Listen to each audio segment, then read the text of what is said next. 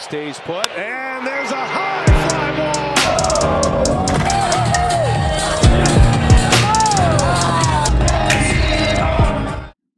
All right, so it's been a pretty boring offseason for the Phillies. We know this. All we've gotten so far is Aaron Nola, which, depending on the way you look at it, is big and not big at the same time. But, yeah, the Phillies haven't really done anything. I mean, we've been spoiled these last couple of years. Honestly, we have. And we do have a great team. But let's just talk about Yamamoto real quick. And the interesting thing about Yamamoto, first off, the Phillies meeting with him is a big deal. Do I think the Phillies will land him? No, I think he's going to the Dodgers. I think everyone is going to the Dodgers. So far, that's pretty much been the offseason. Everyone's going to the Dodgers. Okay, cool, whatever. But they're meeting with him. They're having a presentation. That's big. That's not only big for the organization because we've never really had great Japanese talent. So they're taking a step forward there. But the fact that this guy is willing to meet with them is great. But interesting thing, if they sign Yamamoto, I didn't even think about this, then you can probably kiss Zach Wheeler goodbye. I believe his contract is up after the 2024 season. If they, depending on how he does this year, I think we'll be fine. I mean, Zach's been really consistent for us. He's been one of our best pitchers for the last couple of years. I think obviously he'll get that extension. He'll get a new contract for the Phillies for at least 3 or 4 years.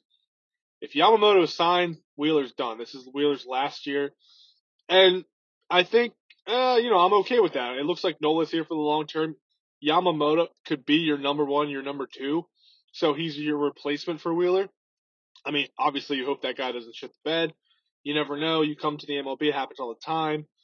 And you're not that good. But again, I don't think that's going to happen. Now, this is the exciting part. Either way, two things. One, we get Yamamoto. Two, we don't get Yamamoto. But what that is telling me is that they're willing to spend more money. They're willing to, and that's a high dollar value. You think they're meeting with this guy to give him chump change? No, they're going to make him an offer. They're going to make him a good offer. It's going to be a lot of money. I don't know how much, but it's going to be a lot of money. So now, see, Yamamoto, once he's off the books, then you're going to see a lot of things happening. A lot of things happening for many teams. Same thing with Ohtani. Okay, Ohtani's off the boards now. So now, okay, where can we spend our money? Same thing with Yamamoto.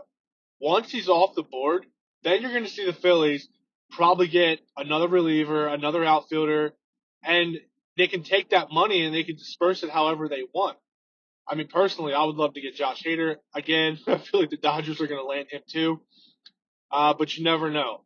So, yeah, once the Yamamoto bubble is over with, it bursts and the Dodgers pick him up probably, you're going to see the Phillies spend their money elsewhere, and I can't wait to see who they get in return. So, either way, I'm looking at it as a win-win. We either get Yamamoto or we don't, and then we take that money and we spend it elsewhere. And I'm happy with that. I mean, our team is good. This team can win a World Series as it is, just like last year.